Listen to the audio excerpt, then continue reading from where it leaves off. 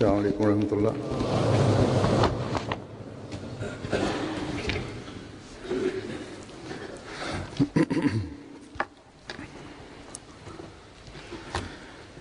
अशहदु अल्ला इलाहा इल्लल्लाह वहदहु ला शरीका लहु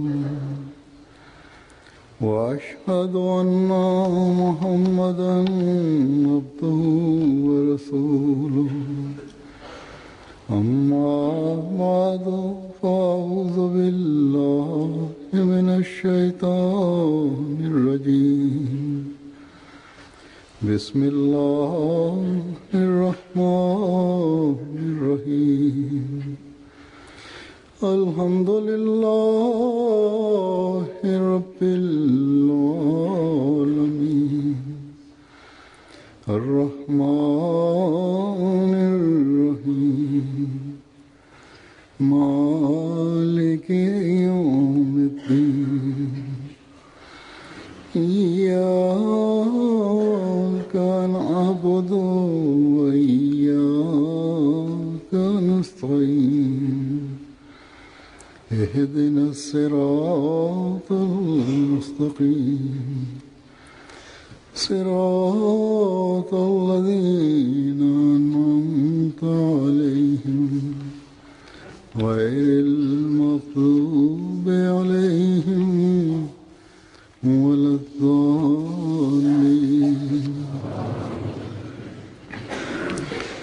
लक़द कान लकुम फ़ी रसूलिल्लाहि उस्वतुन हसनतुन लिमन कान यर्जुल्लाह वल यौमल आखिर व ज़करल्लाह कसीरा। क़ुल इन कुन्तुम तुहिब्बूनल्लाह फत्तबिऊनी युहब्बिबकुमुल्लाह व यग़फ़िर लकुम ज़ुनूबकुम वल्लाहु गफ़ूरुर रहीम।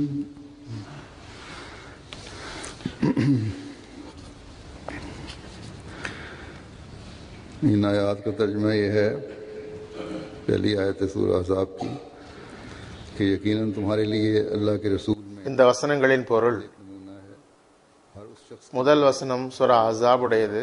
அதன் பொருள், எவர் அல்லாஹ்வையும் இறுதி நாளையும் ஈமான் கொண்டு அல்லாஹ்வை அதிகமாக நினைவு கூறுகிறார்களோ அவர்களுக்கு நிச்சயமாக அல்லாஹ்வின் ரசூலிடம் அழகிய முன்மாதிரி உள்ளது. இரண்டாவது வசனம் சூரா ஆல் இம்ரான் உடையது. அதன் பொருளாவது, நீர் கூறுக, நீங்கள் அல்லாஹ்விடம் அன்பு வைத்துள்ளீர்கள் எனில் என்னை பின்பற்றுங்கள். அல்லாஹ் உங்களிடம் அன்பு செலுத்துவான், உங்கள் பாவங்களை மன்னிப்பான். அல்லாஹ் மிகவும் மன்னிப்பவன், மீண்டும் மீண்டும் கருணை காட்டுவோன் ஆவான்.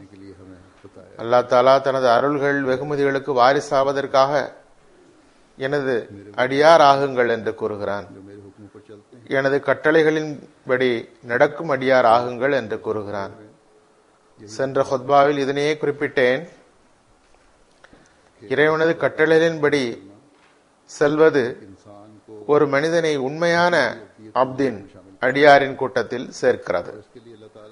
அதற்காக அல்லாஹ் எண்ணற்ற கட்டளைகளை இறக்கியுள்ளான். அதன்படி நடக்க மனிதன் முயற்சி செய்ய வேண்டும். அதன் மூலம்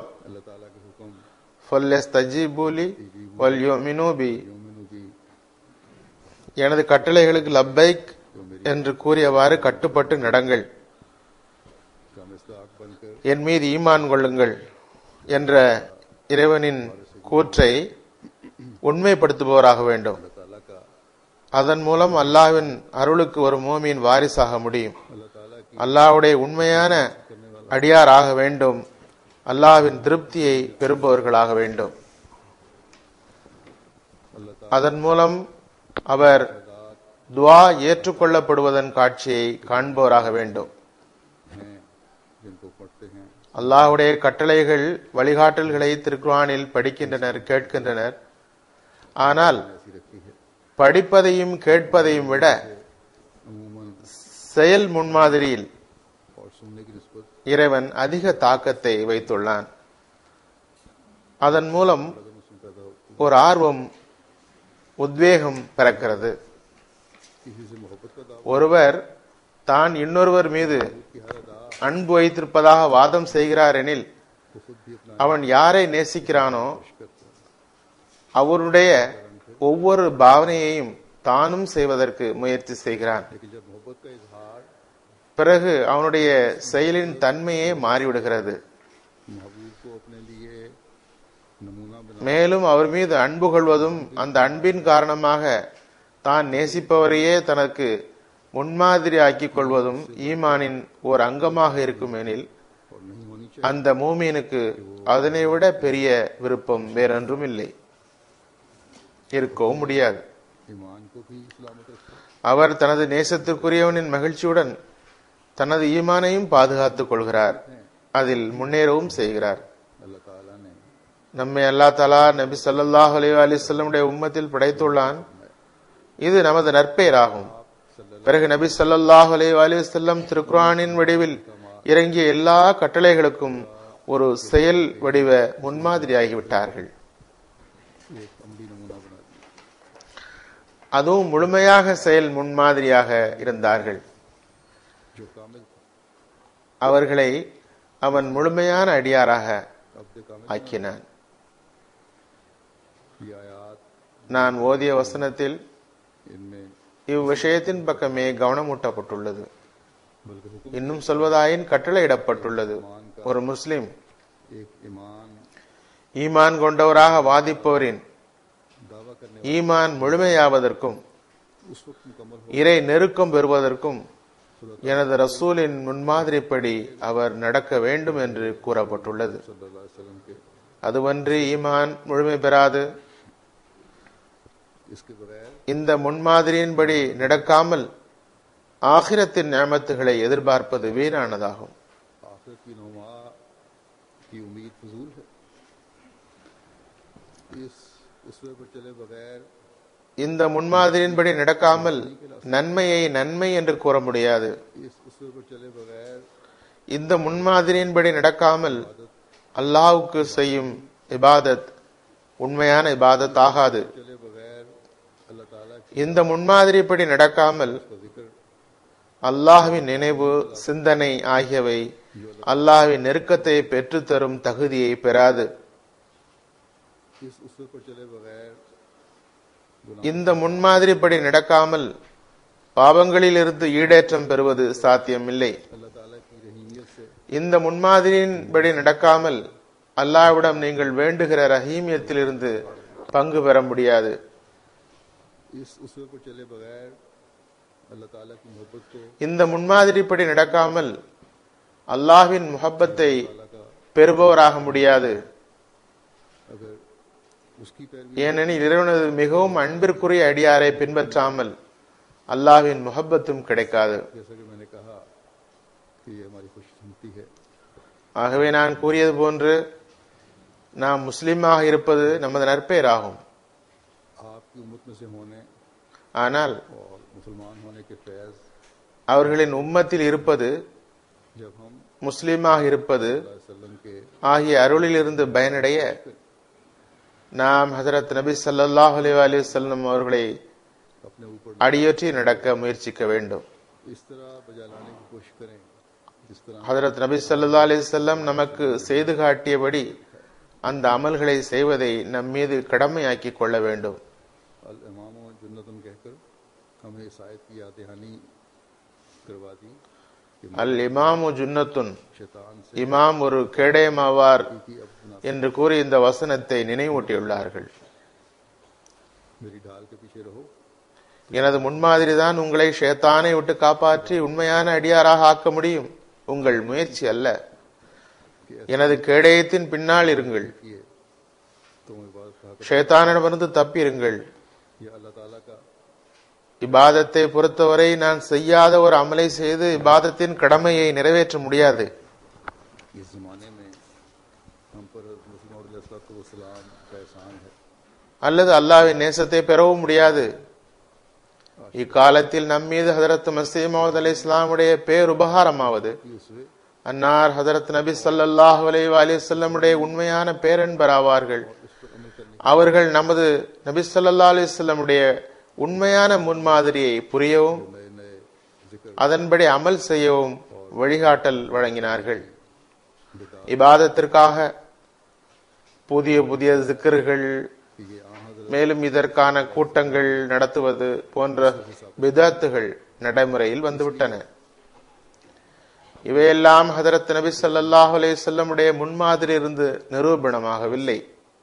எனவே இவை ஒருபோதும் இறைவனின் நெருக்கத்தை பெற்றுத்தர முடியாது என்று ஹதரத் மஸீஹ் மவ்ஊத் அலைஹிஸ்ஸலாம் கூறினார்கள். எனவே நெருக்கம் பெறுவதற்கு முன்மாதிரியின்படி நடப்பது அவசியமாகும். இப்போது நான் ஹஜரத் நபி ஸல்லல்லாஹு அலைஹி வஸல்லம் உடைய செயல் முன்மாதிரியின் சில உதாரணங்களை எடுத்து வைப்பேன்.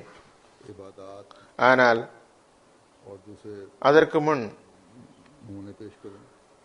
ஹஜரத் நபி ஸல்லல்லாஹு அலைஹி வஸல்லம் உடைய இபாதத்துகள் மற்றும் பிற முன்மாதிரிகளை எடுத்து வைப்பேன்.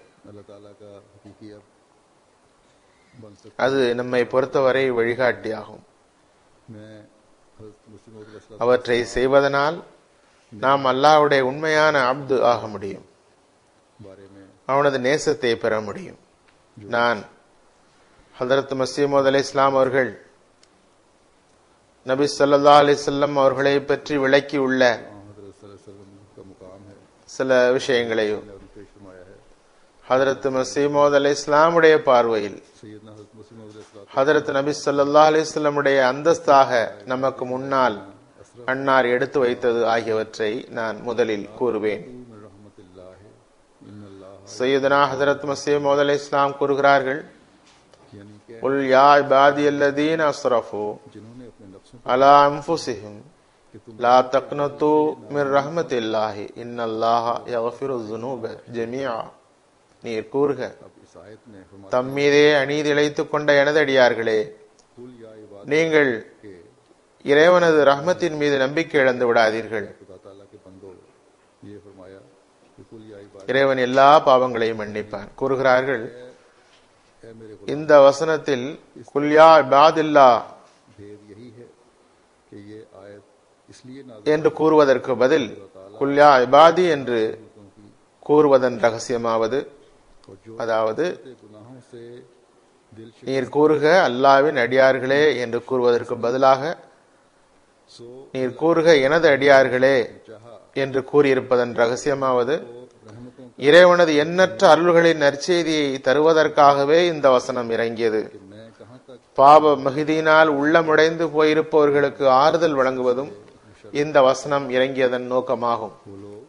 இறைவன் தனது ரஹமத்திற்கு ஒரு முன்மாதிரியை எடுத்து வைக்க விரும்பினான். நான் என் மீது பற்று விசுவாசம் உள்ள அடியாருக்கு சிறப்பான வெகுமதிகளை வழங்கி சிறப்பிக்கிறேன், எந்த அளவு சிறப்பிக்கிறேன் என்று காட்ட விரும்பினான். பாவ மிகுதியினால் அவநம்பிக்கை கொண்டவர்களிடம் இறைவனுடைய ரஹ்மத் எவ்வளவு பரந்தது என்றும் இறைவன் எவ்வாறு அருள் பாலிக்கிறான் என்றும் கூற விரும்பினான். கூறுகிறார்கள், எனவே அவன் குல் யா இபாதி என்ற சொல்லை பயன்படுத்தி இதனை வெளிப்படுத்தியுள்ளான். பாருங்கள், எனது அன்பிற்குரிய ரசூல், எனது தேர்ந்தெடுக்கப்பட்ட அடியார் முழுமையான கட்டுப்படுதலினால் எத்தனை பெரிய தகுதியை அடைந்துள்ளார்கள். இப்போது என்னிடம் உள்ள அனைத்தும் அவருக்குரியதாகும். எவர் ஈடேற்றத்தை விரும்புகிறாரோ அவர் அந்த நபியின் அடியாராகிவிடட்டும்.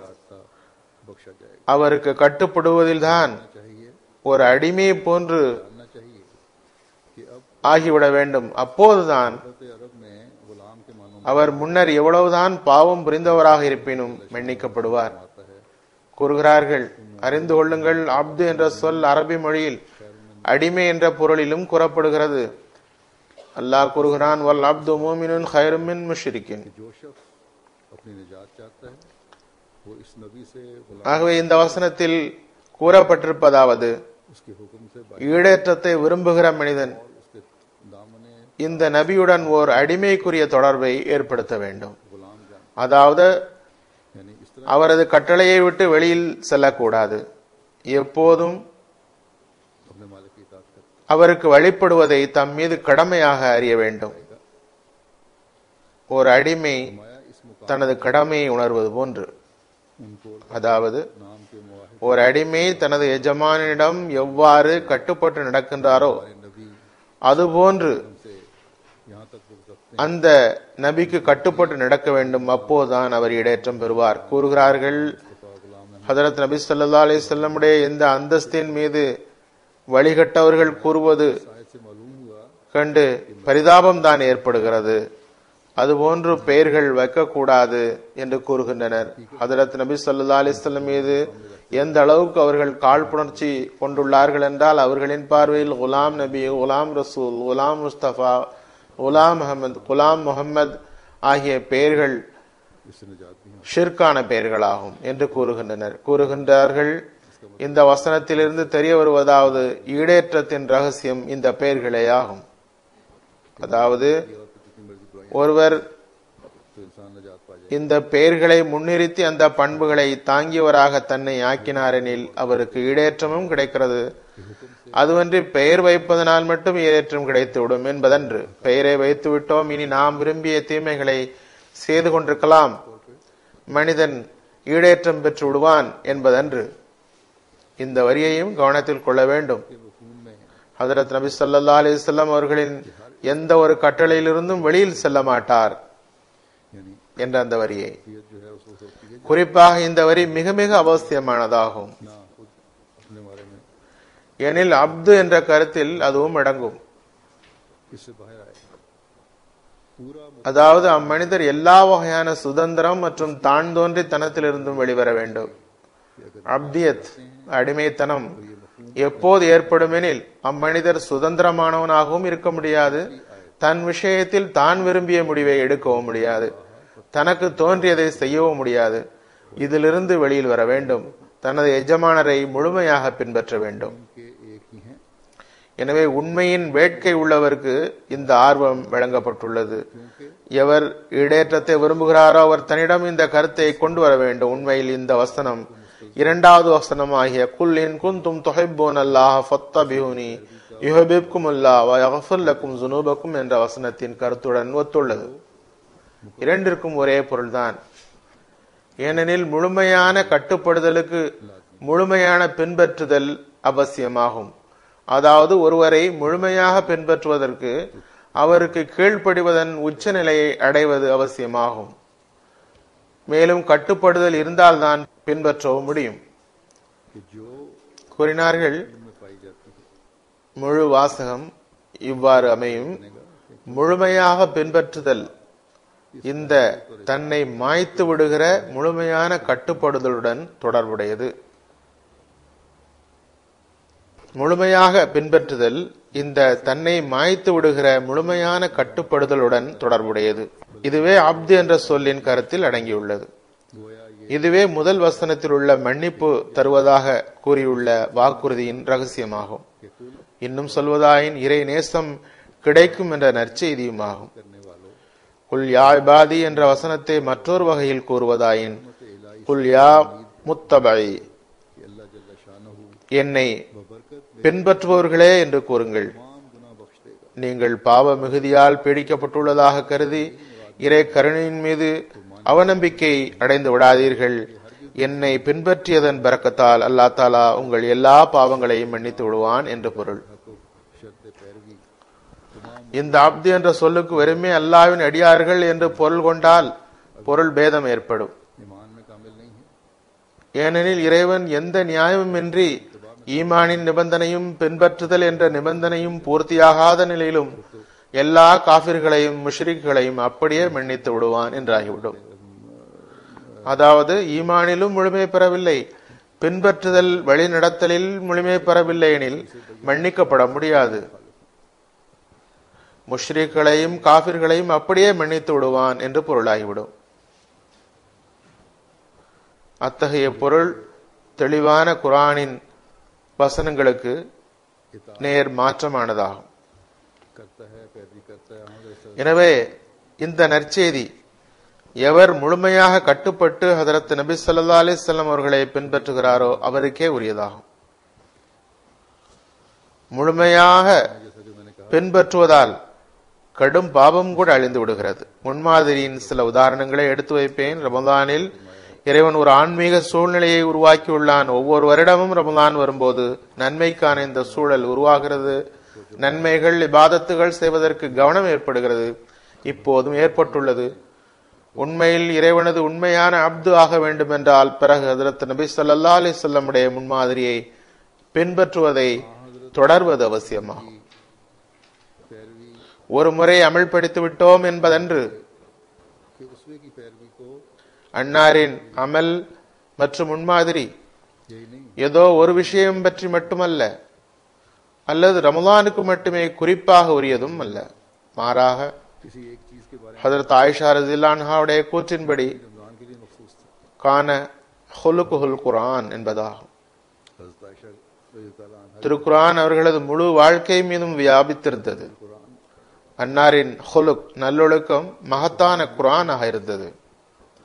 ஆகவே ஹஜ்ரத் மஸீஹ் மவ்ஊத் அலைஹிஸ்ஸலாம் கூறினார்கள், பாவ மிகுதியால் நொந்து போனவர்களுக்கு நம்பிக்கையின் ஒளி தென்படுகிறது. அவர்கள் அந்நிலையிலும் கூட இந்த முன்மாதிரியை பின்பற்றி வருவதற்கு உறுதியாக எண்ணம் கொள்ள வேண்டும். அது வெறும் விருப்பமாகவன்றி அத்துடன் அமலும் இருக்க வேண்டும். பிறகு அதனை முறைப்படி கடைபிடித்தும் வர வேண்டும். அதாவது இந்த வசனத்தின் சுருக்கம் இவ்வாறு அமையும், அல்லது இந்த வசனத்தின் அசல் நோக்கம் இவ்வாறு அமையும். எவர் மனமறிந்து உனது அல்லது அல்லாஹ்வின் தூதரின் அடிமை ஆகி விடுவார்களோ அவர்களுக்கு ஈமானின் ஒளி, அன்பு, பிரியம் வழங்கப்படும். அவை அம்மனிதனை அல்லாஹ் அல்லாதவற்றிலிருந்து விடுவித்துவிடும். மேலும் அம்மனிதர் பாவங்களிலிருந்து ஈடேற்றம் அடைவார். இதே உலகில் அவருக்கு ஒரு தூய வாழ்வு வழங்கப்படும். மன இச்சைகள் என்ற மிக குறுகலான இருள் நிறைந்த கல்லறைகளிலிருந்து அவர்கள் வெளியேற்றப்படுவர். ரமலானின் நோக்கம் இறைவனது திருப்தியை வேண்டுதல், அவனுக்கு இபாதத் செய்தல் ஆகியவையும் ஆகும். அதுவே அல்லாஹ் அல்லாதவற்றிலிருந்து விடுதலை பெறுவதாகும். இதனை முழுமைப்படுத்துவதற்கு ஹஜ்ரத் நபி ஸல்லல்லாஹு அலைஹி வஸல்லம் அவர்களை பின்பற்றுவது அவசியமாகும். கூறினார்கள், இந்த உலகிலேயே அவருக்கு தூய வாழ்வு வழங்கப்படும். குறுகலான மன உணர்ச்சிகள் என்னும் கல்லறைகளில் இருந்து அவர் வெளியேற்றப்படுவார். அதாவது ஹஜ்ரத் நபி ஸல்லல்லாஹு அலைஹி வஸல்லம் அவர்களை பின்பற்றுவர் இதனை பெறுவார். இதனை குறித்தே ஒரு ஹதீஸ் சுட்டி காட்டுகிறது. அனல் ஹாஷிருல்லஸி யுஹ்ஷரு நாஸ் அலா கதமி, எவரது காலடிகளின் கீழிருந்து மரணித்த மக்கள் எழுப்பப்படுவார்களோ அந்த எழுப்புபவன் நானாவேன். கால்களிலிருந்து எழுப்பப்படுபவர்கள் என்பது பின்பற்றுபவர்கள், என்னை அடியொற்றி நடப்பவர்கள் என்று பொருள். கூறுகிறார்கள், திருக்குர்ஆனில் ஒரு மரபு தொடர் நிறைந்து காணப்படுகிறது. உலகம் இறந்து விட்டது. இறைவன் ஹஜ்ரத் ஹாத்தமுல் அம்பியா ஸல்லல்லாஹு அலைஹி வஸல்லம் அவர்களை அனுப்பி மீண்டும் புதிதாக உலகை உயிர்ப்பித்தான். இவ்வாறு வருகிறது, அலமு அன்னல்லாஹ யுஹில் அர்த பஅத மௌத்திஹா, அதாவது இந்த விஷயத்தை கேளுங்கள், பூமியை அது இறந்த பிறகு இறைவன் உயிர்ப்பிக்கிறான் என்று அறிந்து கொள்ளுங்கள். பிறகு இதற்கு ஏற்ப ஹஜ்ரத் நபி ஸல்லல்லாஹு அலைஹி வஸல்லம் அவருடைய சஹாபாக்கள் ரலியல்லாஹு அன்ஹும் பற்றி கூறுகிறான், அதாவது ரூஹுல் குதுஸை கொண்டு அவர்களுக்கு உதவி செய்தான். ரூஹுல் குதுஸின் உதவி என்பது உள்ளங்களை உயிர்ப்பித்து ஆன்மீக மரணத்திலிருந்து தப்பிப்பது, தூய ஆற்றல்கள், தூய புலனுணர்வுகள், தூய அறிவு ஆகியவை வழங்கப்படுதல் மற்றும் நிச்சய உறுதி தரும் அறிவுகள், தெள்ள தெளிவான சான்றுகள் ஆகியவற்றை வழங்கி இறைவனுக்கு அருகில் கொண்டு சென்று விடுகின்றான். அதற்கு ரூஹுல் குதுஸின் உதவி என்று பெயர். ஆன்மீக மரணத்திலிருந்து தப்பித்தல் என்றால் என்ன? உலக ஆசைகளை தியாகம் செய்வதற்கு பெயராகும். தனது நஃப்ஸை தியாகம் செய்வதற்கு பெயராகும். இதன் பக்கம் அல்லாஹ் தஆலா திருக்குர்ஆனில் மீண்டும் மீண்டும் கவனம் ஊட்டியுள்ளான். இது அல்லாஹ்வின் திருப்திக்கு முதன்மை வழங்குவதற்கு பெயராகும். சஹாபா ரிஸ்வானுல்லாஹி அலைஹிம் இவை அனைத்தையும் செய்தார்கள். அல்லாஹ் தஆலா அவர்களுக்கு அவர்களது உள்ளத்திற்கு ஆன்மீக வாழ்வு வழங்கினான். அவர்களுக்கு தூய ஆற்றல்களை வழங்கினான். அதன் மூலம் அவர்கள் ஷைத்தானை எதிர்த்தார்கள். அவர்களின் சிந்தனையை தூய்மையாக்கினான். அவர்களுக்கு திருக்குர்ஆனின் இல்மை வழங்கினான். அவர்களை அறிவு மற்றும் உறுதியின் இறுதி எல்லை வரை கொண்டு சேர்த்தான். அல்லாஹ்வின் இருப்பின் மீது அவர்களுக்கு ஐனுல் யகீன் என்ற பார்வை ஞானத்தின் உறுதி ஏற்பட்டது. இறை குதரத்தின் காட்சி அவர்கள் நேரடியாக கண்டனர். அதுவே அவர்களுக்கு இறை நெருக்கத்தை வழங்கியது. இவை அனைத்தும் அவர்களுக்கு அவர்களது எஜமானரும் வழிகாட்டியும் ஆகிய ஹதரத் நபி ஸல்லல்லாஹு அலைஹி வஸல்லம் அவர்களை பின்பற்றியதன் காரணத்தால் கிடைத்தது. அவர்கள் அல்லாஹ்வுடைய கட்டளையாகிய வல்லஸீன ஜாஹது ஃபீனா லனஹ்தியன்னஹும் சுபலனா, எவர்கள் நம்மை அடைய முயல்கின்றார்களோ அவர்களுக்கு நம்மை அணுகும் வழியை காட்டுகின்றோம் என்பதனை மேலும் புரிந்து கொள்ளும் திறன் உருவாகியது. இவை அனைத்தும் ஹஜரத் நபி ஸல்லல்லாஹு அலைஹி வஸல்லம் உடைய அழகிய முன்மாதிரியின் வழி செல்லும் முயற்சியால் விளைந்தது. பிறகு ஹஜரத் மஸீஹ் மவ்ஊத் அலைஹிஸ்ஸலாம் கூறுகிறார்கள், ஈடேற்றத்தின் பல்வேறு தகுதிகளாகிய அந்த அறிவின் கிளைகள் மிக நிச்சய உறுதி என்ற முறையில் ரூஹுல் குதுஸ் மூலமாக கிடைக்கிற வாழ்வு கிடைக்காமல் பெறவே முடியாது. திருக்குர்ஆன் மிகவும் அழுத்தமாக இதனை வாதிடுகிறது. ஆன்மீக வாழ்வு என்பது இந்த ரசூலை பின்பற்றுவதனால் மட்டுமே கிடைக்கிறது என்று.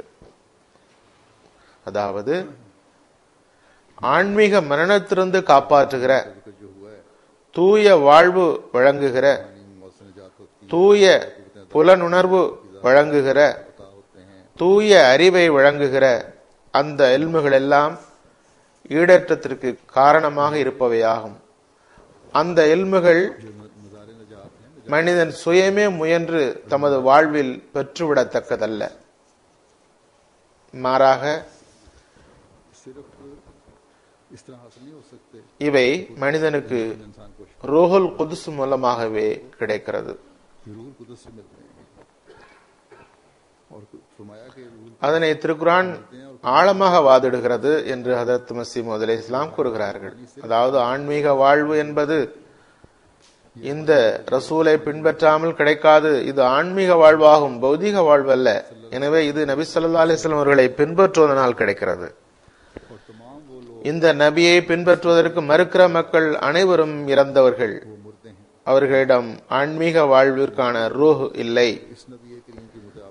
ஆன்மீக வாழ்வு என்பதன் பொருள் ரூஹுல் குதுஸின் உதவியால் உயிர் பெறுகிற மனிதனது அறிவு மற்றும் செயல் ஆற்றல்களாகும்.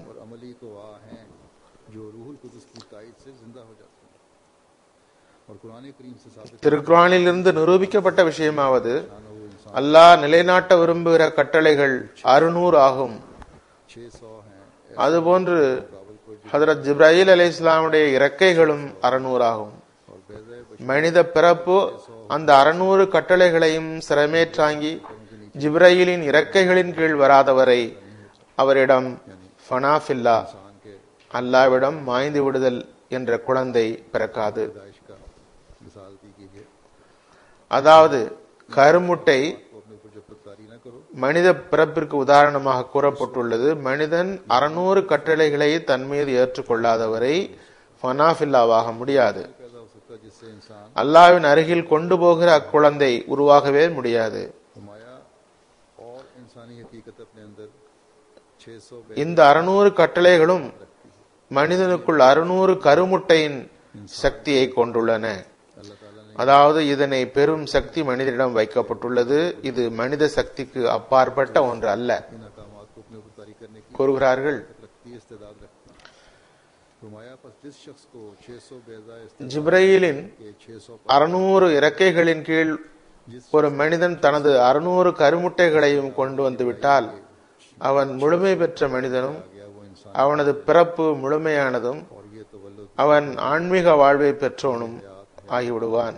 இவை கிடைத்துவிட்டால் அவனுக்கு உண்மையான ஆன்மீக பிறப்பும் கிடைத்து விடுகிறது, हकीकी रूहानी पैदाइश भी होती है और हकीकी रूहानी जिंदगी मिलती है। உண்மையான ஆன்மீக வாழ்வும் கிடைத்து விடுகிறது. कोशिश करो। ஆகவே இந்த 600 கட்டளைகளையும் தன்னிடம் கொண்டு வர முயலுங்கள். होता है कि बेजा கூறுகிறார்கள், ஆய்வு கண்ணுடன் பார்க்கும்போது தெரிய வருவதாவது, மனித பிறப்பின் ஆன்மீக குழந்தை ரூஹுல் குதிஸின் மூலம் ஹதரத் நபி ஸல்லல்லாஹு அலைஹி வஸல்லம் உடைய பின்பற்றுதலின் பரக்கத்தினாலேயே கிடைக்கிறது. அதன் அளவு, தரம், வடிவம், நிலை எல்லாவற்றிலும் அக்குழந்தை பிற எல்லா நபிமார்களின் குழந்தைகளை விட முழுமையும் நிறைவும் வாய்ந்தது. அதாவது நபி ஸல்லல்லாஹு அலைஹி வஸல்லம் அவர்களை பின்பற்றியதால் உருவாகிற ஆன்மீக குழந்தை மனிதனிடம் காணப்படுகிற பண்புகள் அதன் அளவிலும், தரத்திலும், வடிவத்திலும், எல்லா நிலையிலும் மற்ற நபிமார்கள் மூலம் ஏற்பட்ட ஆன்மீக புரட்சியை விட மிகவும் பெரியது. से जो रूहानी इनकलाब அதன் பக்கம் சுட்டிக்காட்டியவாறு தான் இறைவன் கூறுகிறான், और फरमाते हैं, इसी की तरफ इशारा है जो अल्लाह जल्ल शानहू फरमाता है, कुंतुम खैरा उम्मतिन उखरिजत लिन्नास। குந்தும் ஹைர உம்மத்தின் உஹ்ரஜத் லின்னாஸ். அதாவது நீங்கள் எல்லா உம்மத்துகளையும் விட சிறந்தவர்கள், நீங்கள் மக்களை சீர்திருத்துவதற்காக உருவாக்கப்பட்டுள்ளீர்கள். खैर उम्मत ஹைர உம்மத் ஆக்கப்பட்டுள்ளோம் என்பதனை நாம் பெரும்பாலான சொற்பொழிவுகளில் கேட்கிறோம். तो इस खैर उम्मत இந்த ஹைர உம்மத் ஆவதற்கு அவசியமாவது நமக்குள் எல்லா ஆன்மீக புரட்சியையும் உருவாக்க முயற்சிக்க வேண்டும். की जाए वो हालतें तारी करने की कोशिश की जाए जिसकी நமக்கு போதிக்கப்பட்ட எல்லா நிலைமைகளையும் நம்மிடம் கொண்டு வர வேண்டும். ने திருக்குர்ஆனிலும் ஹதீஸிலும் கூறப்பட்ட அந்த நிலைமைகளை நம்மிடம் கொண்டு வர வேண்டும். इस्लाह होगी इस तरह जब इस मुकाम நம்மிடம் இவ்வாறு சீர்திருத்தம் ஏற்படும் போது, இந்த தகுதியை மனிதன் அடையும் போது, பிறகுதான் மற்றவரை சீர்திருத்தும் வேலையை செய்ய முடியும். और ये फिर इस्लाह का काम பிறகுதான் அது பலன் அளிக்கும். तभी ये फल लगाता है जब इस रसूल இந்த ரசூலின் मुன்மாதிரியின்படி நடக்க की जिंदगी நாம் முயற்சி செய்யும் போது, நமது வாழ்வை அதற்கேற்ப அமைக்கும் போது, அதற்காக நாம் எப்போதும் ஆய்வு செய்து வரும்போது, நமது ஆன்மீக முன்னேற்றத்தின் பக்கம் அடியெடுத்து வைக்கும் போது, அதற்கு முயற்சிக்கும் போது, எந்த விஷயங்களில் எங்கு எந்த அளவுக்கு நாம் திருக்குர்ஆனின் கட்டளைகளை ஏற்று நடக்க முயல்வோமோ அந்த அளவுக்கு நாம் உலகில் புரட்சியை ஏற்படுத்துவோம். दुनिया तक पहुंचा सके। அப்போதுதான் இஸ்லாத்தின் உண்மையான தூதை உலகிற்கு கொண்டு சேர்க்க முடியும். ஆகவே நிச்சயமாக ஒரு பாவி கூட இறைவனது அப்து அடிமை ஆக முடியும். அவரது எல்லா பாவங்களும் மன்னிக்கப்படவும் முடியும். चलने की ஆனால் ரசூலின் முன்மாதிரியின்படி நடப்பது கொண்டும் நடக்க முயற்சிப்பது கொண்டுமே இது சாத்தியமாகும். நமது எல்லா சக்தியுடனும் அதற்கு முயற்சி செய்ய வேண்டும். हम देखते हैं இப்போது நாம் பார்க்கிறோம், कि सीरत के ஹதரத் நபி ஸல்லல்லாஹு அலைஹி வஸல்லம் உடைய வாழ்விற்கு பல்வேறு கோணங்கள் உள்ளன. पैरवी का खुदा அவர்களின் முன்மாதிரி உள்ளது. அதனை பின்பற்றுமாறு இறைவன் நமக்கு கட்டளையிட்டுள்ளான். அது பற்றி ஹதரத் மஸீஹ் மவ்ஊத் அலைஹிஸ்ஸலாம் விளக்கினார்கள்.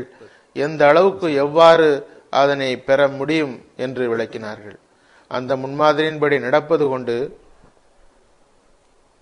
பிறகு पर चलने से फिर अल्लाह ताला की मोहब्बत में मिलती है। நமக்கு அல்லாஹ்வுடைய அன்பும் கிடைக்கிறது.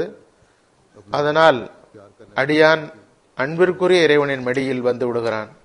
सबसे पहले हम देखते हैं कि खुदा ताला से मोहब्बत उसकी எல்லாவற்றுக்கும் முதலில் இபாதத்து, நன்றியுடைமை ஆகியவற்றில் ஹதரத் நபி ஸல்லல்லாஹு அலைஹி வஸல்லம் என்ன முன்மாதிரி காட்டினார்கள் என்று பார்ப்போம். नबी जो तमाम दिन हुकूमती मामलात அந்த மகத்தான நபி वालों की इस्लाह நாளெல்லாம் ஆட்சி விவகாரங்கள், தம்மை ஏற்றவர்களை சீர்திருத்துதல், தர்பியத்து வழங்குதல், அவர்களின் ஆன்மீக முன்னேற்றம் காட்டும் பணிகளில் மூழ்கி இருந்தார்கள்.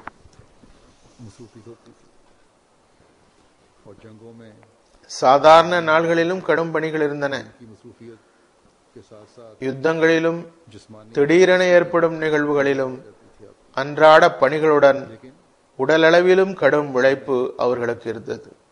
ना आपकी दिन की बात இருந்தும் கூட அவர்களின் ही रात की बात பகல் பொழுதின் இபாதத்துகளிலும் खड़े होते எந்த குறையும் தென்படவில்லை. सूझ जाते இரவு இபாதத்துகளிலும் ताला का हुक्म है தென்படவில்லை. இரவில் இபாதத்திற்காக நின்றால் கால்கள் வீங்கிவிடும். निस्फ रात से बढ़कर காரணம், இரவில் இபாதத் செய்யுமாறு இறைவனது கட்டளை இருந்தது. அவர்களின் இரவு வணக்கம் பாதி இரவுக்கு शियातल लैले மேலும் பாதி இரவு அளவும் இருந்தது. அல்லாஹ் கூறுகிறான், இன்னா நாஷ்யத்தல் லைலி ஹிய அஷத்து कि रात को जागना வாத்வம் வாக்குவமு கைலா. पांव तले कुचलने के लिए இரவில் விழிப்பது நப்சை और கட்டுக்குள் வைப்பதற்கும் ज्यादा मजबूत है। துஆ வார்த்தைகள் தொடர்பாகவும் மிகவும் நற்பலன் அளிப்பதாகும். हज़रत आयशा रज़ी अल्लाह अन्हा ने एक दफा अर्ज की, या रसूलल्लाह सल्लल्लाहु अलैहि वसल्लम, ஒருமுறை ஹதரத் ஆயிஷா ரஸியல்லாஹு அன்ஹா கேட்டார்கள், आप अपने யா ரசூலல்லாஹ் क्यों डालते हैं? ஸல்லல்லாஹு அலைஹி வஸல்லம், फरमाया, தாங்கள் முதலிலேயே இறைவனுக்கு நெருக்கமானவர்கள்தான். दोनों अब्दन शुक्र நீங்கள் உங்கள் நஃப்ஸுக்கு இவ்வளவு கஷ்டத்தை ஏன் தருகிறீர்கள் कि अगर मैं கூறினார்கள். मुकर्रब हूँ யா ஆயிஷா, और अल्लाह ताला ने அஃபலா அகூனு அப்துல் ஷக்கூரா, तो क्या मेरा ये फर्ज नहीं बनता நான் शुक्रगुजार बंदा बन जाऊं? அல்லாஹ்வுக்கு நெருக்கமானவனாக இருக்கிறேன். அல்லாஹ் என் மீது எவ்வளவு அருள் புரிந்திருக்கிறான். பிறகு அவனுக்கு நன்றியுள்ள அடியானாக இருப்பது என் மீது கடமை இல்லையா? ताला के फज़्ल और एहसानों को याद करते थे। உபகாரத்துக்கு பகரமாகவே நன்றி செலுத்தப்படுகிறது. अल्लाह ताला का ये एहसान है कि ना ஆகவே मुसलमान बना அவர்கள் எப்போதும் இறைவனது அருளையும் கருணையையும் நினைவு கூர்ந்தார்கள், அதற்கு நன்றி செலுத்தினார்கள். நம் மீது அல்லாஹ்வுடைய பெரும் கருணைதான் நம்மை அவன் முஸ்லிம் ஆக்கியுள்ளான். அது மட்டுமின்றி அவர்களின் உண்மையான அடியாருக்கு ஹஜ்ரத் ஸல்லல்லாஹு அலைஹி வஸல்லம் உடைய சலாமை கொண்டு சேர்க்கும் தௌஃபீக்கையும் தந்துள்ளான். गुरदानी कर सकते। जो भी कोशिश हो இந்த கருணை எத்தனை பெரியது எனில் அதற்கு நம்மால் நன்றி செலுத்த இயலாது. ஒரு அஹ்மதியால் நன்றி செலுத்தவே முடியாது. कोशिश होनी चाहिए நமது முயற்சி எவ்வளவுதான் இருந்தாலும் अपनी अपनी बसात और इस्तेदाद के मुताबिक நம்மால் நன்றி செலுத்த முடியாது. ஆகவே हक अदा करने की ஒவ்வொரு அஹ்மதிக்கும் இந்த முயற்சி இருக்க வேண்டும். कोशिश नफलों की நாம் நமது சக்திக்கு ஏற்ப அல்லாஹ்வுக்குரிய இபாதத்தை நிறைவேற்ற முயற்சிக்க வேண்டும். और हमारे दुनियावी मकासद के लिए न ரமலானில் बल्कि खुदा ताला நஃபில் தொழும் வழக்கம் ஏற்பட்டுள்ளது. இது தற்காலிக பழக்கமாக இருக்கக்கூடாது. फिर इस நமது உலகியல் நோக்கங்களுக்காக இருக்கக்கூடாது. वालों फेल की सच्चाई पर भी மாறாக இறைவனுக்கு நன்றி செலுத்துவதே அதன் பெரும் பகுதியாக இருக்க வேண்டும். जब பிறகு इस्लाह की कोशिश करेंगे இந்த இபாதத்தின் தாக்கம் तो हमारी நமது சொல் செயலில் உண்மைத்தன்மையில் வெளிப்பட வேண்டும். जैसा कि मैंने कहा நாம் खैरे உம்மத்தாகி உலகின் சீர்திருத்தத்திற்காக முயன்றால் नफलों के बारे में நமது பேச்சுகளிலும் கூட அப்போதுதான் தாக்கம் ஏற்படும். उसवा நம்மிடம் இந்த நிலை ஏற்படும் போது நல்ல விளைவு ஏற்படும். बंदी का भी आपको कितना ख्याल था? ஹஜ்ரத் நபி ஸல்லல்லாஹு அலைஹி வஸல்லம் உடைய நஃபில்களை பற்றி கூறப்பட்டது. அவர்கள் எவ்வாறு இரவில் இபாதத் செய்தார்கள் என்று கூறினேன். ஃபர்து தொழுகைகளை பேணுவதில் கூட அவர்களிடம் எவ்வளவு கவனம் இருந்தது. माजदाई के लिए கடும் நோயுற்ற நிலையிலும் கூட வீட்டில் உட்கார்ந்து அல்லது படுத்து கூட தொழுவதற்கு அனுமதி இருந்த நிலையிலும் के बावजूद சிலரது உதவியுடன் மஸ்ஜிதுக்கு வந்தார்கள். इबादत के बारे में इबादत को इतनी अहमियत आपने दी है। ஜமாத்துடன் தொழுவதற்காக வந்தார்கள். इबादत के बारे में ஆனால் तसन्नो और बनावट पसंद नहीं थी आपको। இவையெல்லாம் இருந்தும் जब घर கடும் இபாதத்துகளும் சிரமமும் மேற்கொண்டு இபாதத் செய்து வந்த போதிலும் से पूछा तो पता चला இபாதத்து விஷயத்தில் செயற்கையை அவர்கள் விரும்பியதில்லை. करते थक जाते हैं तो इस रस्सी के सहारे வீட்டில் கயிறு ஒன்று தொங்கவிடப்பட்டதை பார்த்தார்கள். காரணம் கேட்டார்கள். इतनी देर ஹஜரத் ஜைனப் ரஸியல்லாஹு அன்ஹா आसानी से इबादत இபாதத் செய்து செய்து களைப்படைந்து போய் जब थक जाओ பிறகு அந்த கயிற்றின் உதவியால் நிற்பார்கள் என்று தெரிய வந்தது. ஹதரத் நபி ஸல்லல்லாஹு அலைஹி வஸல்லம் அவர்கள் அதனை விரும்பவில்லை. எவ்வளவு நேரம் மகிழ்ச்சியும் உளப்பூர்வமாகவும் எளிதாக இபாதத் செய்ய முடிகிறதோ அவ்வளவு செய்யுங்கள், களைப்பு வந்து விட்டால் உட்கார்ந்து விடுங்கள் என்று கூறினார்கள். ஹதரத் நபி ஸல்லல்லாஹு அலைஹி வஸல்லம் அவர்களுக்கு இறைவன் எவ்வளவு ஆற்றலை தந்திருந்தான் என்றால், கால்கள் வீங்கிய பிறகும் நின்றார்கள். ஆனால் மற்றவர்களுக்கு சலுகை வழங்கினார்கள். ஆனால் சிலர் இந்த சலுகையின் காரணமாக உட்கார்ந்து கொண்டே தொழும் வழக்கத்தை வைத்திருக்கிறார்கள். இது அந்த சலுகை அல்ல.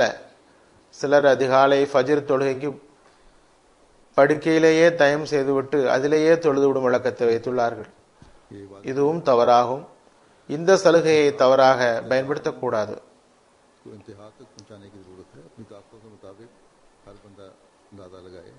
ஏனெனில் அது இபாதத் அல்ல.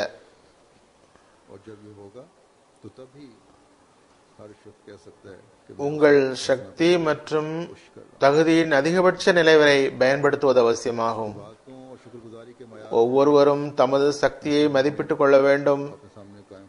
அதன் பிறகுதான் ஒவ்வொருவரும் நான் உஸ்வே ஹசனா படி செல்ல முயற்சி செய்துள்ளேன் என்று கூற முடியும். அழகிய முன்மாதிரியின்படி நடக்க முயற்சி செய்துள்ளேன் என்று கூற முடியும். இபாதத் மற்றும் நன்றி செலுத்துதலின் படித்தரம் எத்தகையது பாருங்கள். அதனை நம் முன்னால் நிலைநாட்டியுள்ளார்கள். நான் அதனை விளக்கினேன். அத்தனைக்கு பிறகும் ஒரு சந்தர்ப்பத்தில் ஹதரத் நபி ஸல்லல்லாஹு அலைஹி வஸல்லம் கூறினார்கள், ஒரு மனிதர் தமது அமல்களை வைத்து சொர்க்கம் செல்ல மாட்டார். உடனே ஹதரத் அபூ ஹுரைரா ரலியல்லாஹு அன்ஹு கேட்டார்கள், யா ரசூலல்லாஹ், தாங்களும் கூட உங்கள் அமல்களால் சொர்க்கம் செல்ல மாட்டீர்களா? நீங்களோ முழு இரவும் தொழுகைகளில் கழிப்பவர்களாயிற்று, கால்களும் வீங்கி விடுகின்றன. அத்தகைய ஃபனாவின் நிலை ஏற்படுகிறது. ஹதரத் நபி ஸல்லல்லாஹு அலைஹி வஸல்லம் கூறினார்கள், நான் கூட எனது அமல்களின் மிகுதி கொண்டு ஜன்னத்தில் நுழைந்து விட முடியாது.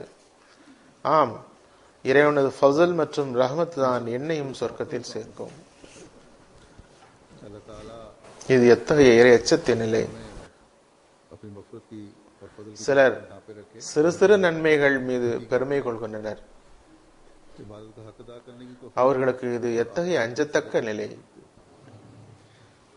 அல்லாஹ் தஆலா நம்மை தனது அருளின் போர்வையால் மூடி வைப்பானாக.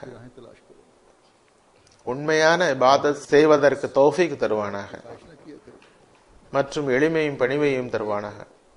ஹதரத் நபி ஸல்லல்லாஹு அலைஹி வஸல்லம் கூறினார்கள், உங்களின் பணிகளில் நேர்மையை கடைபிடியுங்கள், இறைவனது நெருக்கத்தின் வழியை தேடுங்கள். கூறினார்கள், எந்த மனிதரும் மரணத்திற்கு ஆசைப்பட வேண்டாம், ஏனெனில் அவர் நல்லவராக இருந்தால் நன்மையில் வளருவார், இறை அருளுக்கு வாரிசாவார். அவர் தீயவராக இருந்தால் தௌபா செய்ய வாய்ப்பு கிடைக்கும். இந்த தௌபாவின் வாய்ப்பும் கூட இறைவன் வழங்கினால் மட்டுமே கிடைக்கும்.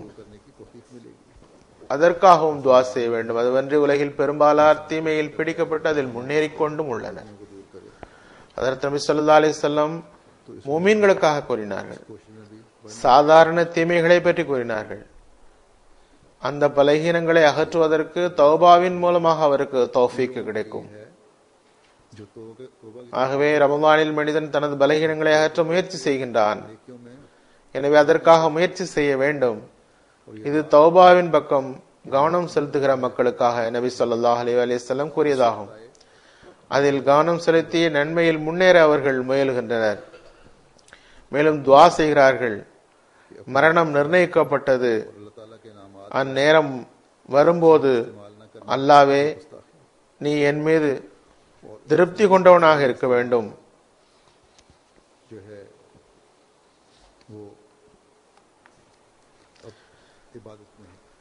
ஹதரத் நபி ஸல்லல்லாஹு அலைஹி வஸல்லம் கூறினார்கள், தமது திறமைகளை சரியான முறையில் பயன்படுத்தாமல் இருப்பது கூட தவறாகும். திறமைகளை சரியாக பயன்படுத்துவது இபாதத்துகளில் ஒன்றாகும்.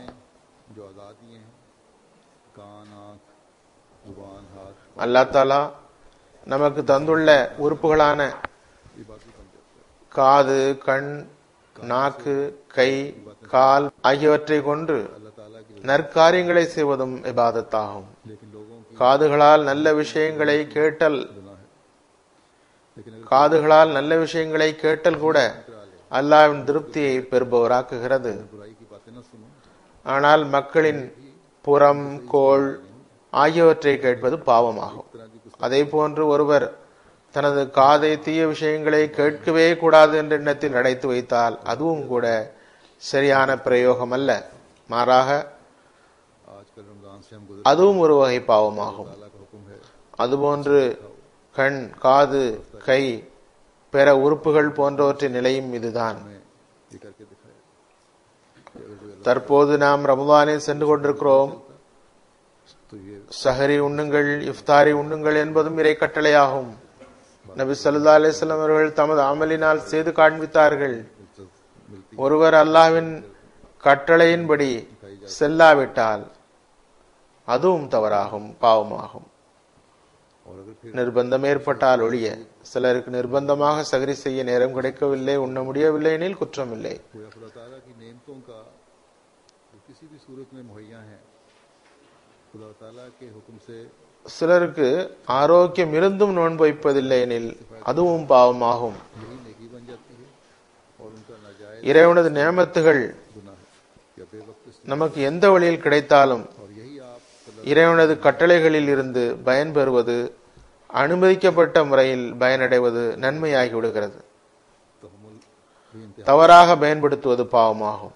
शराब की हुक्म से पहले இதனை साहबी नशे में ஹதரத் நபி ஸல்லல்லாஹு அலைஹி வஸல்லம் தாம் அமல் செய்து காட்டினார்கள்.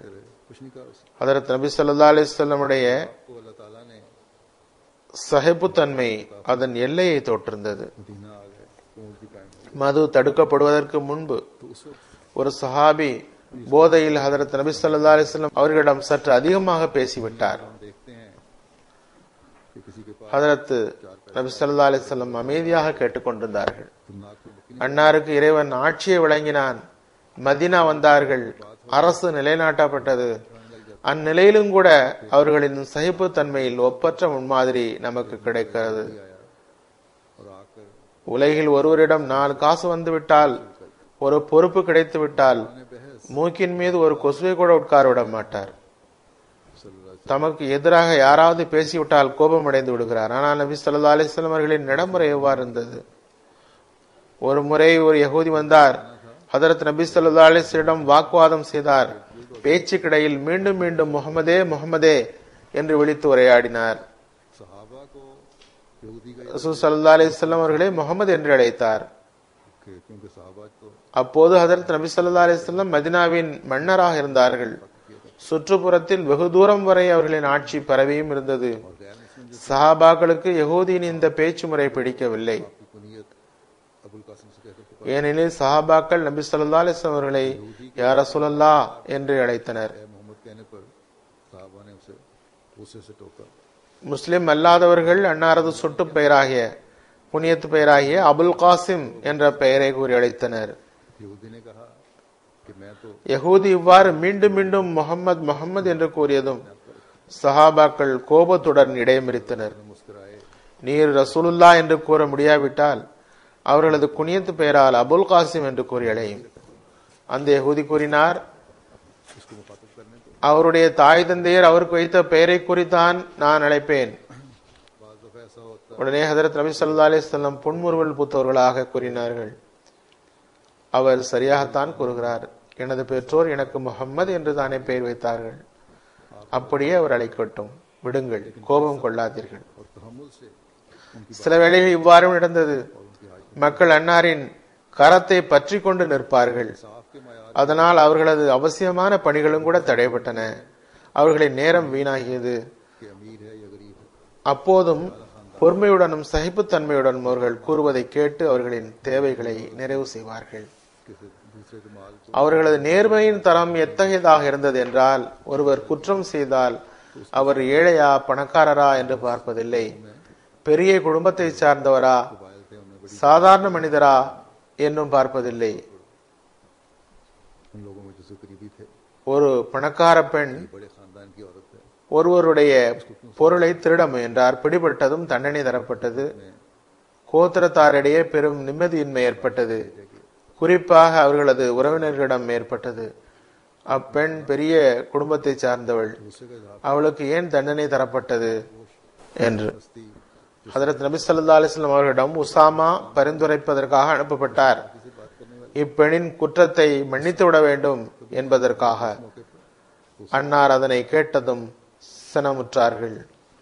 பரிவும் மென்மையும் வாய்ந்த, மன்னிக்க கூடிய, இனிமையாக உரையாடக்கூடிய, ஒருபோதும் கோபப்படாத ஹதரத் நபி ஸல்லல்லாஹு அலைஹி வஸல்லம் அவர்கள் இந்த சந்தர்ப்பத்தில் கோபம் கொண்டார்கள். இறை கட்டளைக்கு எதிரில் பரிந்துரை செய்வதற்காகவா என்னிடம் வந்துள்ளீர்கள் என்றார்கள். முந்தைய சமுதாயங்கள் இதனால் தான் அழிந்தன. பெரிய ஆட்களுக்கு சலுகை வழங்கினர், சிறியவர்களுக்கு அநீதிழைத்தனர். இஸ்லாம் அதற்கு அனுமதி தரவில்லை. இறைவன் மீது ஆணை, எனது மகள் ஃபாத்திமா இந்த குற்றத்தை செய்திருந்தால் கூட நான் தண்டனை கொடுக்காமல் விட மாட்டேன். இன்றைக்கு இந்த நீதி நேர்மை முஸ்லிம்களிடமிருந்து முற்றிலும் மறைந்து விட்டது. அதுவே அவர்களின் அழிவுக்கு காரணமாகி கொண்டிருக்கிறது. நாம் இவ்விஷயத்தில் மிகவும் எச்சரிக்கையாக இருக்க வேண்டும். நமது பொறுப்பாளர்களும் கூட நீதியின் எதிர்பார்ப்பை நிறைவேற்ற வேண்டும், அத்தகைய தகுதியை ஏற்படுத்த வேண்டும். ஏனெனில் இது ஆபத்தானதாகும், அழிவுக்கு காரணமானதாகும்.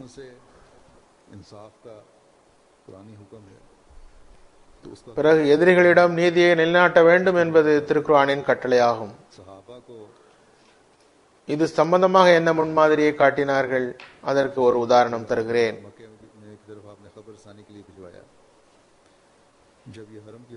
சஹாபாக்களுள் சிலரை ஓரிடத்திற்கு செய்தி சேகரிப்பதற்காக அனுப்பினார்கள். அவர்கள் ஹரம் எல்லைக்குள் சென்ற போது இவர்களை சிலர் பார்த்து விட்டனர். அவர்கள் இந்த சஹாபாக்களை நன்கறிந்தவர்கள். நிச்சயமாக மக்காவில் சென்று கூறி விடுவர் என்று அவர் அறிந்திருந்தார்கள். அதன் அடிப்படையில் அந்த சஹாபா அவர்கள் மீது தாக்குதல் தொடுத்தார்கள். அதில் ஒருவரை கொன்று விட்டார், ஒரு சஹாபி. அந்த சஹாபாக்கள் மதினா திரும்பியதும் பின்னாலேயே ஒரு கூட்டம் மக்காவிலிருந்து புகார் செய்வதற்காக மதினாவுக்கு வந்து விட்டனர். இவ்வாறு ஹரம் எல்லைக்குள் இம்மனிதர் ஒருவரை கொன்று விட்டார். அதற்கு நபி ஸல்லல்லாஹு அலைஹி வஸல்லம் அவர்கள், நீங்கள் அதே ஹரம் எல்லையில் முஸ்லிம்கள் மீது எவ்வளவு கொடுமை இழைத்தீர்கள், அவற்றை மறந்து விட்டீர்களா என்று கேட்டிருக்கலாம். ஆனால் நபி ஸல்லல்லாஹு அலைஹி வஸல்லம் கூறினார்கள், சரி, ஹரமில் அடைக்கலம் பெற்று விடலாம் என்ற எண்ணத்தில் அம்மக்கள் அந்த சஹாபாக்களை எதிர்க்காமல் இருந்திருக்கலாம். நாம் உயிர் தப்பி விடுவோம் என்று நினைத்திருக்க கூடும். உங்கள் மீது அநீதி இழைக்கப்பட்டுள்ளது, அதற்காக ஈட்டுத் தொகை தரப்படும் என்றார்கள். அரபு மக்களின் வழக்கப்படி ஈட்டுத் தொகை தரப்பட்டது. இதுவே நீதியின் தகுதியாகும். இதனை நீதிமான் ஆகிய ஹதரத் நபி ஸல்லல்லாஹு அலைஹி வஸல்லம் எல்லா இடத்திலும் நிலைநாட்டினார்கள். மற்றவர்களின் உணர்வுகளை மதிப்பதிலும் எவ்வளவு உயர்ந்த நிலையை அடைந்திருந்தார்கள் என்று பாருங்கள். ஓர் யகூதி அவர்களிடம் முறையிட்டார், ஹதரத் அபூபக்கர் என் உள்ளத்தை காயப்படுத்தி விட்டார்.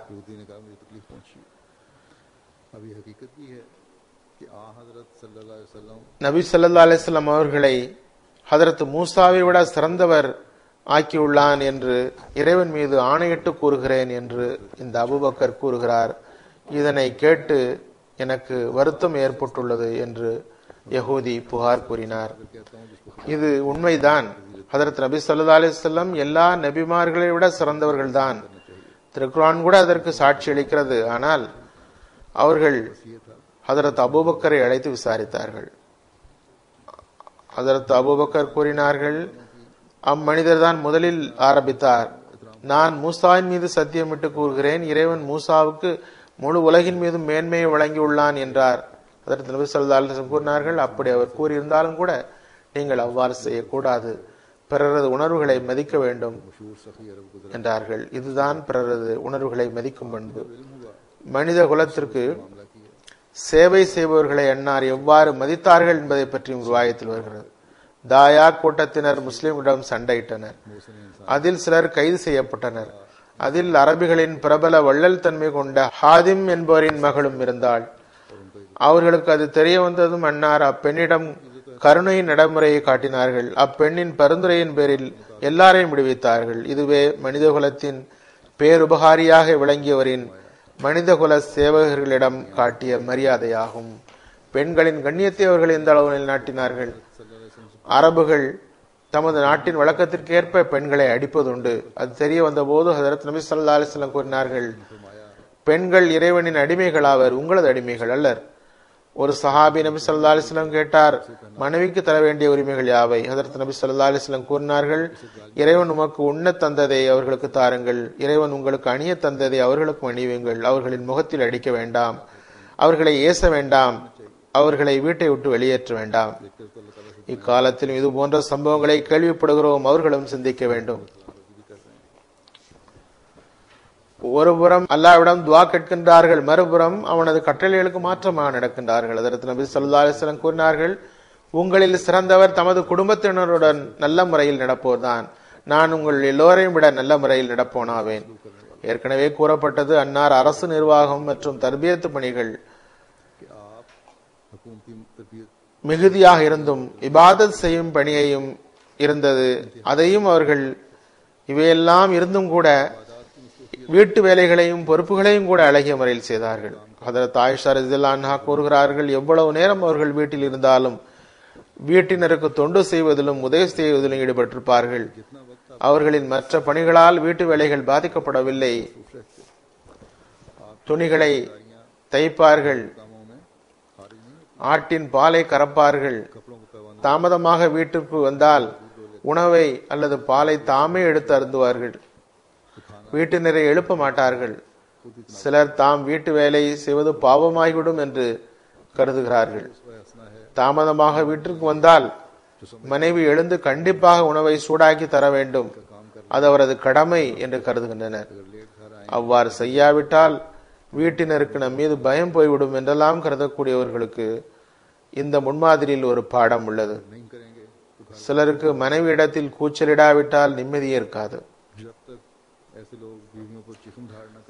சிலரை பற்றி புகார் வருகிறது, அம்மக்கள் நல்ல முறையில் ஜமாத் வேலையெல்லாம் செய்கின்றார்கள், அவர்களது வெளி வேலைகள் நன்றாக உள்ளன, ஆனால் வீட்டில் மனைவியின் மீது அவர்கள் காட்டுகின்ற கடுமையை பார்த்தால் பெரும் வியப்பாக உள்ளது.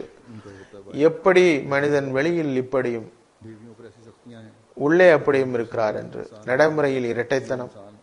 பிறகு இன்னும் சிலர் ஆண்களின் உறவு முறைகளையே சீர்கெடுத்து விடுகிறார்கள். சகோதரிகள், தாய்மார்கள் இதனை செய்கிறார்கள். ஒரு விருந்தாளிக்காக ஆண் தேநீர் தயாரித்து வந்தால் இவர் மனைவிக்கு அடிமையாகிவிட்டார் என்று கூறப்படுகிறது. இவருக்கு என்ன ஆகிவிட்டது? இவர் மனைவி இப்படிப்பட்டவளாக இருக்கிறார். நமது சகோதரரிடம் அல்லது எமது மகனிடம் வேலை வாங்குகிறார். பாவம் நமது சகோதரர், பாவம் நமது மகன், வீட்டு வேலையெல்லாம் அவனே செய்கிறான் என்று கூறுகின்றனர். இதனால் ஆண்களின் மூளை கெட்டு போகிறது. சிலர் மனைவியிடம் கடுமை காட்ட தொடங்குகின்றனர். ஆனால் இந்த மக்கள் அப்பாவியாக இருப்பது இந்த வேலையை செய்ததனால் அல்ல. இவர்களோ நபி ஸல்லல்லாஹு அலைஹி வஸல்லமுடைய சுன்னத்தை பின்பற்றியதால் நன்மைகளை சம்பாதித்திருக்கின்றார்கள். அல்லாஹ்வுடைய உண்மையான அடியாராக முயன்றிருக்கின்றார்கள். ஆனால் மனைவின் மீது கடுமை காட்டி இறை பிடியின் கீழ் வரும்போது மனிதன் அப்பாவி மனிதன் ஆகிவிடுகிறான். நீங்கள் ஈமான் கொண்டதாக வாதித்து உயர் நல்லொழுக்கத்தை தான் காட்டுகிறீர்களா? நல்லொழுக்கத்தை வெளிப்படுத்தினீர்களா? ஒருபுறம் வாதம் ஒன்று, செயலில் காட்டுவது வேறொன்று என்று இருந்ததா என்ற கியாமத்தில் கேட்கப்படும். எனவே அத்தகைய ஆண்களும் கவலைப்பட வேண்டும். குழந்தைகளிடம் அன்பு நேசத்தின் என்ன முன்மாதிரியை நபி ஸல்லல்லாஹு அலைஹி வஸல்லம் காட்டினார்கள்? ரிவாயத்தில் வருகிறது, அன்னார் தமது குழந்தைகள் மற்றும் உடனிருக்கிற குழந்தைகளுக்காக துஆ செய்து வந்தார்கள். அல்லாஹ்வே, நான் இவர்களிடம் நேசம் கொள்கிறேன், நீயும் இவர்களிடம் நேசம் கொள்வாயாக. குழந்தைகளுக்கு ஒருபோதும் தண்டனை கொடுத்ததில்லை. அன்பு துஆவுடன் தர்பியத்து வழங்கினார்கள். ஹஜரத் அபூ ஹுரைரா ரலியல்லாஹு அன்ஹு ரிவாயத் செய்கிறார்கள், எப்போது பழம் வந்தாலும் பழங்களின் பரக்கத்திற்காக துஆ செய்வார்கள். பழங்களிலிருந்து முதல் பழத்தை சபையில் உள்ள எல்லாரையும் விட சிறிய குழந்தைகளுக்கு முதலில் வழங்குவார்கள். குழந்தைகளிடம் விளையாடினார்கள் என்றும் கூட ஒரு ரிவாயத்தில் வருகிறது. பெரும்பாலான பெற்றோர் குழந்தைகளிடம் அன்பு செலுத்துகின்றனர். ஆனால் சிலர் காரணமில்லாமல் குழந்தைகளுக்கு தண்டனை தருகின்றார்கள். சில நாட்களுக்கு முன் என்னை ஒரு இளைஞர் சந்தித்தார். அவர் கூறினார், நான் எப்போதும் பயம் உள்ளவனாக இருக்கிறேன், டிப்ரெஷன் என்ற நோய் உடையவனாக உள்ளேன். பிறகு மனநோய்க்கும் அவர் ஆளாகிவிட்டார். காரணம், எனது தந்தை எப்போதும் என்னை அடித்துக் கொண்டே இருப்பார். காரணம் இல்லாமல் ஏன் குழந்தைகளை அடிக்கிறீர்கள் என்று கேட்டால், குழந்தைகளுக்கு பயம் ஏற்படுவதற்காக இது மிகவும் அவசியமாகும் என்று கூறுவார். இதுவும் சில பெற்றோரின் நிலையாகும். அவ்வாறும் சில அநீதி இழைக்கும் தந்தைகள் உள்ளனர். இங்கும் சில சம்பவங்கள் வருகின்றன. இன்றைய நாட்களின் செய்திகளில் சில சம்பவங்கள் வெளிவருகின்றன. சில பெற்றோர்கள் தமது உல்லாச வாழ்வுக்காக குழந்தைகளை கொன்று விடுகின்றனர். சிலர் தமது குழந்தைகள் மீது அன்பு காட்டுகின்றனர், ஆனால் பிறரது குழந்தைகளை சகிக்க முடிவதில்லை, அவர்களிடம் அன்பு செலுத்துவதில்லை. ஹஜ்ரத் நபி ஸல்லல்லாஹு அலைஹி வஸல்லம் அவர்களுடைய முன்மாதிரியாவது ஒவ்வொரு குழந்தையிடம் அன்பும் நேசமும் காட்டுவதாகவே இருந்தது. அண்டை வீட்டுக்காரர்களுடன் நல்ல முறையில் நடந்து கொள்ள வேண்டும் என்பதும் திருக்குர்ஆனின் கட்டளையாகும். இதிலும் மிக உயரிய முன்மாதிரி அவர்கள் காட்டினார்கள். மீண்டும் மீண்டும் தம்மை ஏற்றுக்கொண்டவர்களுக்கு நற்போதனை செய்தார்கள். ஒருமுறை அவர்கள் கூறினார்கள், இறைவன் மீது ஆணையாக, அம்மனிதன் ஒருபோது மூமின் அல்ல, ஒருபோது மூமின் அல்ல, ஒருபோது மூமின் அல்ல என்றார்கள். சஹாபாக்கள் கேட்டனர், யா ரசூலல்லாஹ், யார் மூமின் இல்லை? கூறினார்கள், எவரது அண்டை வீட்டுக்காரர்கள் ஒருவரது தீமையிலும் தீயொழுக்கத்திலும் இருந்து பாதுகாப்பாக இருக்க முடியவில்லையோ அவர் மூமின் இல்லை. இந்த சில விஷயங்களை நான் குறிப்பிட்டுள்ளேன். உறவினரிடம் நன்னடைமுறையாகட்டும், ஒருவருக்கொருவர் ஒத்துழைப்பு வழங்கும் நடைமுறையாகட்டும், சகிப்புத்தன்மை மன்னிக்கும் நடைமுறையாகட்டும், குறைகளை துருவி துருவி பார்ப்பதை தவிர்க்கும் விஷயமாகட்டும், நல்லெண்ணம் கொள்ளும் விஷயமாகட்டும், எந்த நல்லொழுக்கமாயினும் அவர்களின் முன்மாதிரி எல்லா இடத்திலும் நமக்கு கிடைக்கிறது. எல்லா விஷயத்திலும் முழுமையான முன்மாதிரி காட்டி ஒரு புரட்சியை ஏற்படுத்தி அக்காலத்தின் அறிவியனர்களை இறை மனிதர்களாக மாற்றியது அந்த அப்தே காமில் முழுமையான அடியார்தான். இன்றும் நாம் அந்த பரக்கத்துகளிலிருந்து பயனடைய வேண்டும். அது அவர்களின் உம்மத்தில் வருவதுடன் தொடர்புடையது. அப்தாவதன் கடமையை நிறைவேற்ற வேண்டும். அதற்கு அவர்களின் முன்மாதிரிப்படி நடந்தே ஆக வேண்டும். அப்போதுதான் அல்லாஹ்வின் அருளுக்கு வாரிசாகி நாம் நமது உலகையும் ஆகிரத்தையும் பெற முடியும். எனவே துஆ செய்யுங்கள். இன்றும் எஞ்சியிருக்கிற ஓரிரு ரமதானின் நாட்களிலும் துஆ செய்யுங்கள். துஆ ஏற்றுக்கொள்ளப்படும் மாதமாகும் இது. வாழ்நாள் முழுவதும் இறைவன் நம்மை உண்மையான மூமீன் ஆக்குவானாக. ஹஜ்ரத் நபி ஸல்லல்லாஹு அலைஹி வஸல்லம் உடைய அழகிய முன்மாதிரியின்படி செல்பவர்களாவோமாக. கடைசியில் நான் ஹஜ்ரத் மஸீஹ் மவ்ஊத் அலைஹிஸ்ஸலாம் உடைய மேற்கோளை வைக்கிறேன். அன்னார் கூறுகிறார்கள், இறைவன் முஸ்லிம்களுக்கு நபி ஸல்லல்லாஹு அலைஹி வஸல்லம் உடைய முன்மாதிரியின்படி நடக்குமாறு கட்டளையிட்டுள்ளான். அவர்களின் ஒவ்வொரு சொல் செயலையும் பின்பற்றுங்கள். இந்த வகையில் இறைவன் கூறினான், லகத் கான லக்கும் ஃபீ ரசூலில்லாஹி உஸ்வத்துன் ஹஸனா. பிறகு கூறுகிறான், இன் குன்தும் துஹிப்பூன அல்லாஹ ஃபத்தபிஊனி யுஹிப்புக்குமுல்லாஹ். ஹஜ்ரத் நபி ஸல்லல்லாஹு அலைஹி வஸல்லம் உடைய சொற்கள் செயல்கள் பலகீனத்தை விட்டகன்றதாக இருக்காவிட்டால் நம் மீது அவர்களின் முன்மாதிரியின்படி செல்வது ஏன் வாஜிபாக்கப்பட போகிறது? பிறகு கூறினார்கள், மனிதன் நபி ஸல்லல்லாஹு அலைஹி வஸல்லம் உடைய நல்லொழுக்கம் மற்றும் அமல்களை தனது வழிகாட்டியாக ஆக்காதவரை அல்லாஹ்வின் முஹப்பத்தை முழுமையான முறையில் தனக்குள் உருவாக்க முடியாது. எனவே இறைவன் கூறினான், குல்லின் குந்தும் துஹிப்பூன அல்லாஹ ஃபத்தபிஊனி யுஹிப்புக்குமுல்லாஹ். அதாவது இறைநேசம் பெறுவதற்கு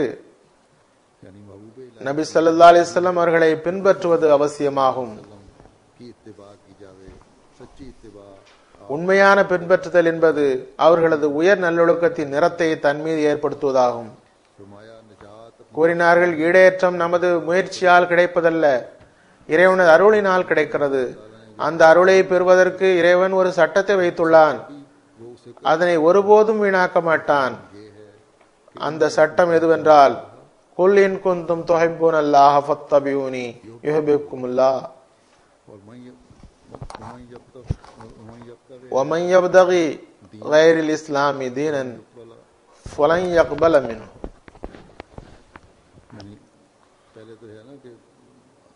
அதாவது அல்லாஹ்வின் திருப்தியை விரும்பினால் அத்தகையவர்களுக்காக அறிவிக்க செய்தான் நபி ஸல்லல்லாஹு அலைஹி வஸல்லம் அவர்கள் மூலம், என்னை பின்பற்றுங்கள், அல்லாஹ் உங்களை நேசிப்பான். இரண்டாவது வசனத்தின் பொருள், ஒருவர் இஸ்லாத்தை தவிர வேறு மார்க்கத்தை விரும்பினால் அது அவரிடமிருந்து ஒருபோதும் ஏற்கப்படாது. இஸ்லாம் ஒரு மார்க்கமாகும். இஸ்லாம் என்றால் நபி ஸல்லல்லாஹு அலைஹி வஸல்லம் ஒவ்வொரு சொல்லும் செயலுமாகும். அல்லாஹ் தஆலா நம்மை இந்த உண்மையை புரிந்து கொள்ளும் வாய்ப்பை வழங்குவானாக. இந்த ரமலான் நம்மை இந்த விஷயத்தை பற்றி சரியான புரிதலை தந்தவாறு விடை பெறட்டுமாக. வரக்கூடிய ரமலான் வரை இந்த முன்மாதிரியின்படி நடந்தவாறு புதிய இலக்குகளை பூர்த்தி செய்து கொண்டே செல்வோமாக.